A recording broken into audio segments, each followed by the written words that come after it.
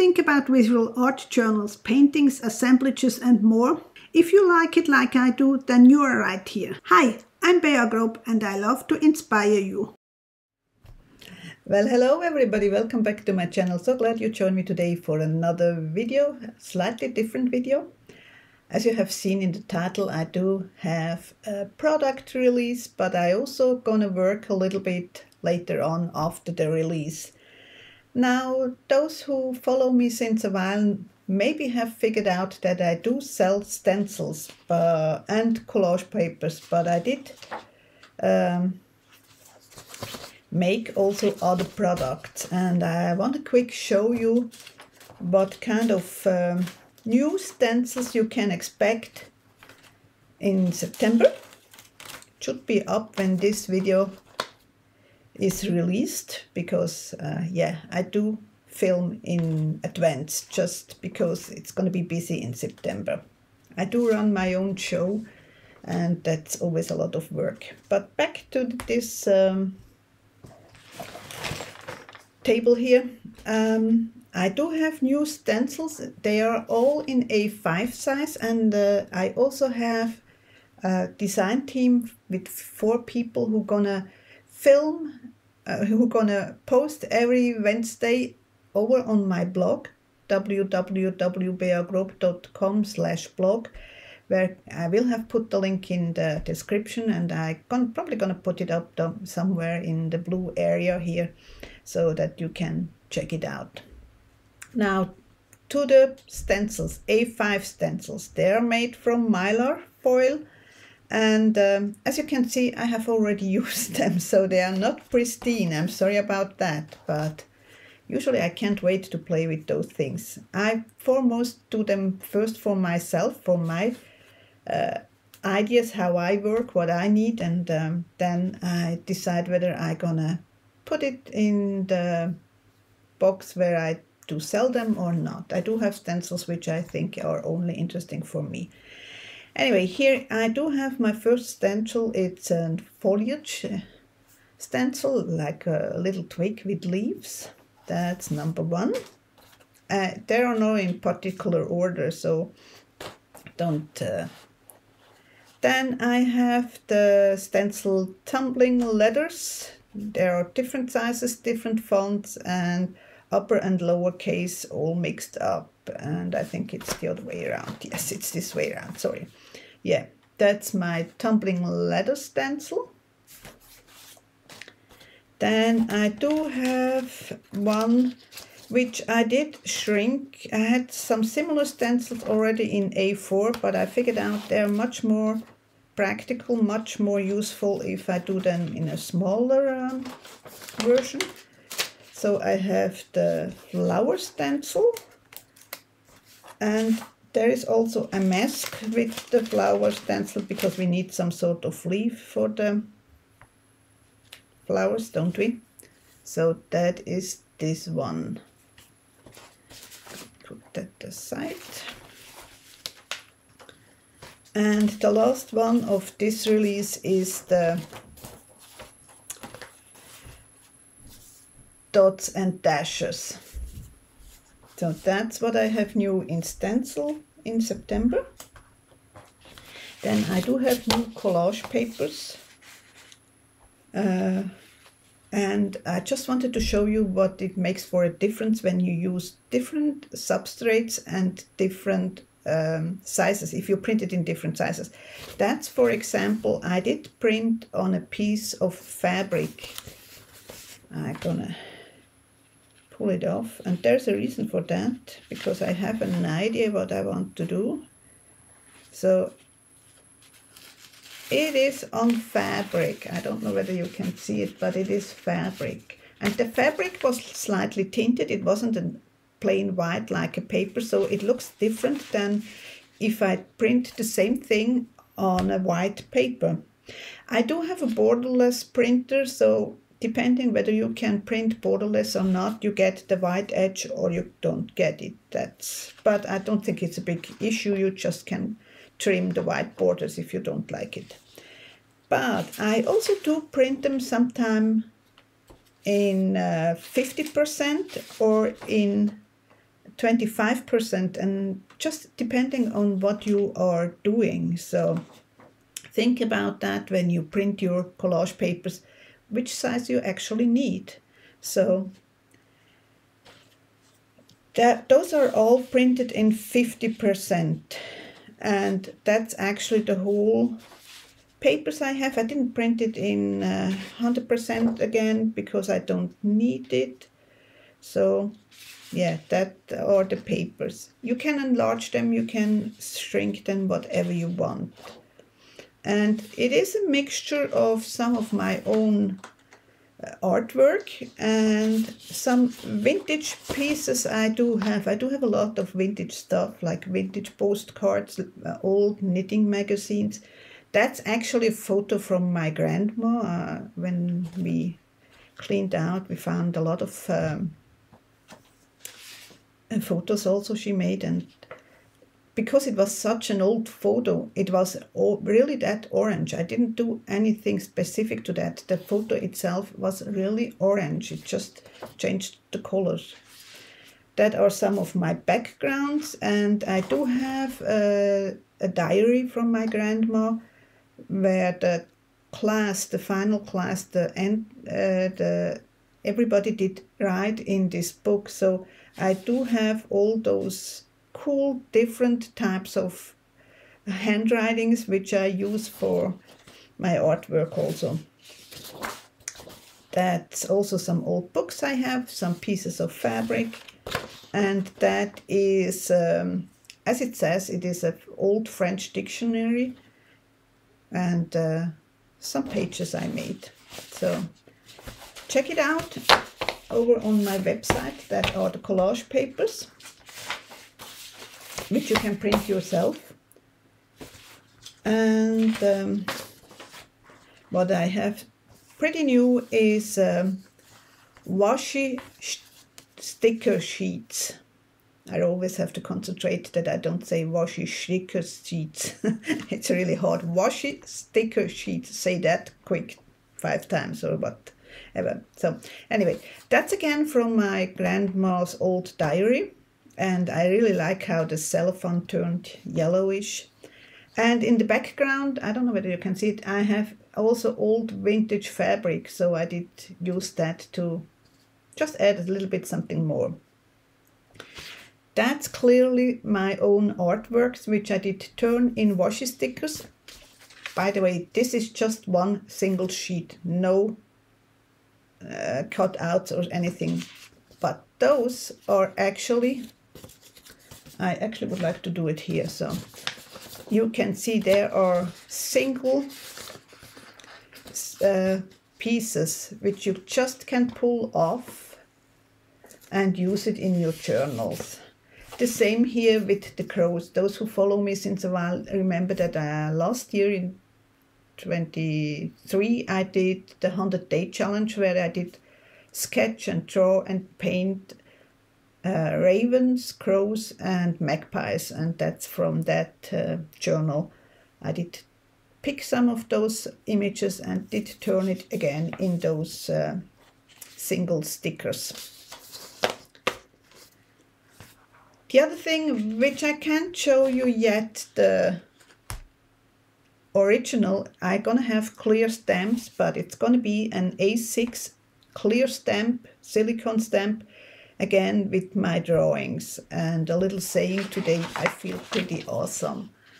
It should come pretty soon, so I'm pretty sure I can have it for the release on September 1st. I actually gonna put it up probably a little bit early on my page, but they had a little bit of an issue in the factory, and I just got the notification that it is now at FedEx, and it should be in my house in about 2 or 3 days, something like that. Now, as I said, I have already played a little bit, and I wanted to show you just some examples for these washi sticker sheets, what I did. I'm gonna have a flip through to the whole journal, the tag journal, in about end of September, something like that, together with another journal. And I just have a question for you. Do you would like to have a live stream when I do the flip through? Do you like a premiere that you can type in questions while I'm also on YouTube, so that the other thing, or you just prefer a quick flip through, no talking, just some music, or do you like if I explain things? I'm really curious about. Let me know. 1 is live stream, 2 is premiere, 3 is plain just with music flipping through, 4 is flipping through with a little bit of commenting how I did it, what I did.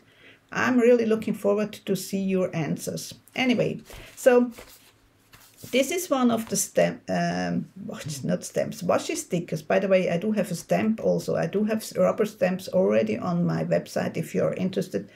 It's a little bit bigger than this one because I really like her. Anyway, I did use here the washi sticker, which goes about here. Then I did add a little bit of collage, a little bit some of my rubber stamps which are already available, and then just elongated the body. Another one, no, that's not true. That's my experiment with doing my own stickers, and it just didn't work out. But I do have another one here where I did use one of those washi stickers. And then here I was playing with acrylic paint, just giving her a dress or a body or something like that. And there is another one here. Again, here is the washi sticker, and then I did elongate for the body, and those are from a magazine. So now that's what I just wanted to show you, and I'm going to show you that too, because that's what I'm going to do when I turn down to the table. I want to make a journal where I just play with my supplies, and I was lately in a thrift store, and I did buy a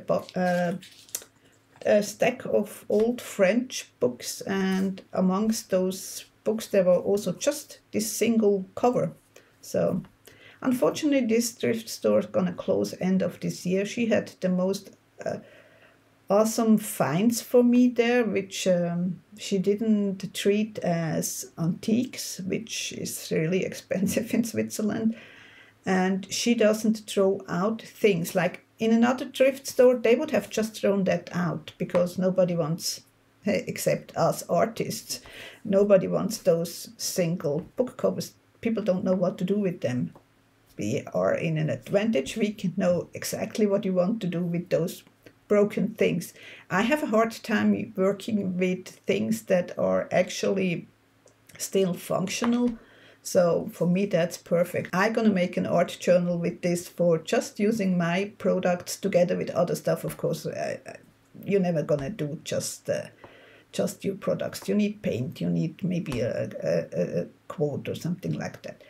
Talking about quotes, I do have a link down below for coffee if you want to have a page, two pages, PDF pages with quotes I use very often in my artwork. Just check it out down below in the link for the coffee. And if you feel like it is worth $1 or $2, I really appreciate it, because I like to make videos, but it is not free making videos. Just saying. Now let's go to the table, and I hope you enjoy, and I hope I see you soon again. Take care. Bye. Okay, here we are at my table. I haven't done a voiceover in a long time. I hope it isn't too bad, but here we go. I did start with some chipboard, which I have cut to approximately the size of the left single cover I had. And then I do double and triple it up to give it about the same thickness as my single book cover I have over there. And that's what I'm going to use for the back cover, and I want to use the fabric piece. Now, I haven't talked about how I did this fabric piece. I did use the Reynolds freezer paper and did run it through my printer, which is an inkjet printer. Now, there is always a risk that it's going to jam up the printer. So far I haven't had any problems, any issues, but you do it on your own risk. So I'm gonna cover up my chipboard with my own printed fabric. To give a good pressure, I did use a roller and then I did cut it back so that I don't have too much bulk when I fold it over. I also cut back the corners a little bit again, not to have too much bulk is always helpful. I use Collage, which is a little bit similar like Fabri-Tex I think it's called, which is a glue for a lot of different materials. Now this is not an exact tutorial, I'm just gonna show you some of the steps to edit out parts that are repetitive. And yes, I did speed it up 4 times. I had about 2 hours of footage, so I don't think you want to stay with me 2 hours on YouTube. Now for the spine, I want to use this fabric. I want to do sort of a soft spine. I was inspired by Shabby Soul. I will have the link down below in the description. She does those kind of journals. So I'm tinkering with my fabric. I wanted a specific area of the fabric, and I want it straight for once. So if I want the fabric straight, I tend to tear out a thread from the weaving from the fabric so you get the most accurate straight edges. Here I'm trying to figure out how I wanted to place it, exactly which parts I wanted, and yeah, just tinkering around. To glue in the fabric, the spine, I decided to use a combination of double-sided tape and the glue. Not sure why I want it, but I had the idea it is easier that way. I know I'm not really great in frame, but I try to explain what I do. So I did also add some glue to the edges of the single book cover page I had because it was fraying a little bit. I'm hoping it does stop the fraying a little bit.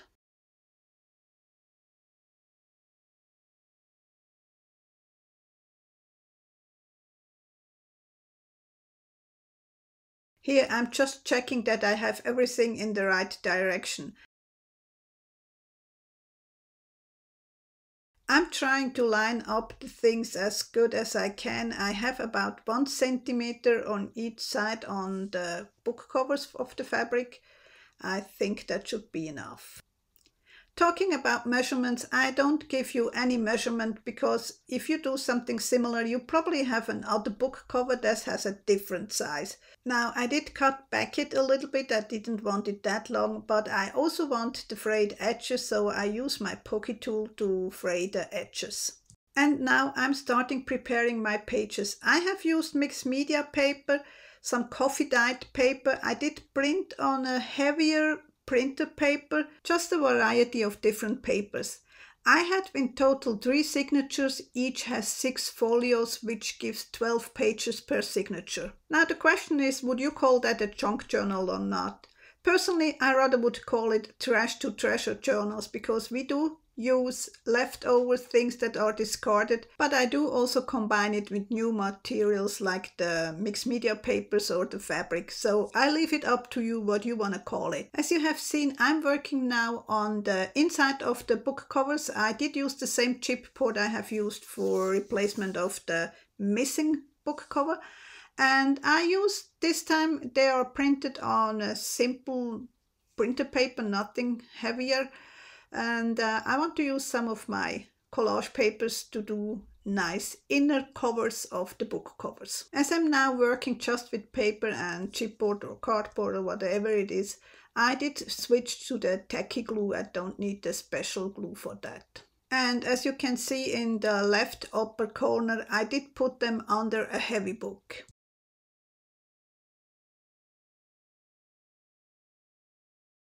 Now, similar to what I do with the back cover, I add my glue and then fold over. I have cut back the corners again and I make sure that I work first from 2 opposite sides and then switch to the next opposite sides. Here I did work first with the short side and then with the long side. It just helps to make nicer corners. Coming back to my collage, because I have fabric there and was too lazy to change for the rest of it. I did use it for the whole piece. I'm gonna glue that cover, the inner cover, to my outer cover.